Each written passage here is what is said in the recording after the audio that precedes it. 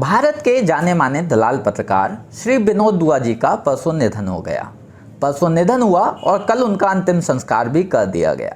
अंतिम संस्कार क्या हुआ?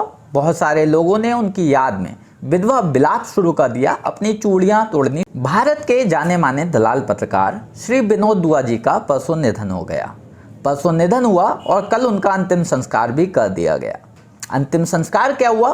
बहुत सारे लोगों ने उनकी याद में जीते जी इस बुजुर्ग से, इस बेरोजगार बुजुर्ग से नौकरी का तक नहीं पूछा। आज वो उसकी याद में मोटे मोटे आंसू बहा रहे हैं। They are trying to be politically correct as if he was a great man, as if he was a great journalist. क्या बोलना है और कैसे बोलना है, इसे लेकर विनोद दुआ के पास जो एकाधिकार था, कोई उस स्तर तक नहीं पहुंच सका। भाषा उनके स्वभाव में आसानी से आती थी, लेकिन इसके बाद भी वे एक एक शब्द के लिए काफी मेहनत करते थे। अपने शब्दों को बहुत सम्मान देते थे और उनके उच्चारण की जगह खास तरीके से तय करते थे। उदाहरण के लिए आप ये मान लीजिए, जब हम कहीं हाईवे पर निकलते हैं, लॉन्ग ड्राइव पर निकलते हैं, हम 100 से 200 किलोमीटर ही चल पाते होंगे। हमें रास्ते में सड़क पर कहीं एक कुत्ता दबा हुआ मरा हुआ मिल जाता है। जब हम वहां रुकने के बाद शोक नहीं मनाते हैं, उसे देखते हुए उसके बारे में बात नहीं करते हैं, तो फिर आज ही अचानक से झूठी हमदर्दी क्यों, झूठा दिखावा क्यों?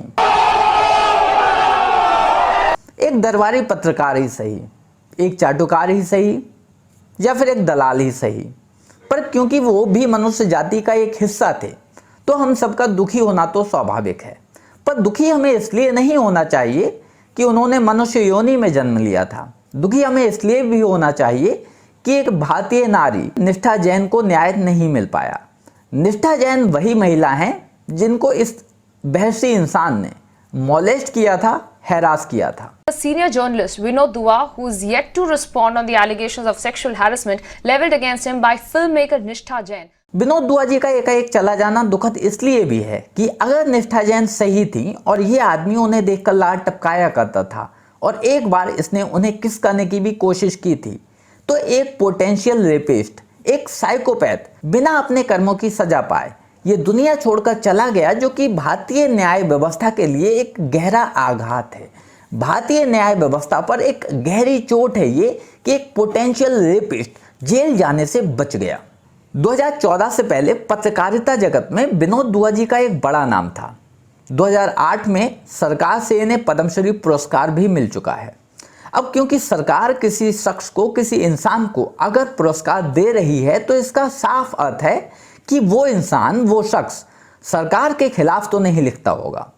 ये तो साफ बात है कि ऐसा नहीं हो सकता कि मैं सरकार को गाली दूं और सरकार मुझे पुरस्कार दे दे, और ना ही ऐसा होगा कि सरकार सब कुछ अच्छा ही करती होगी, उसके बाद भी आम जनता, लोग उस सरकार को रिजेक्ट कर दें और सरकार से बाहर कर दें।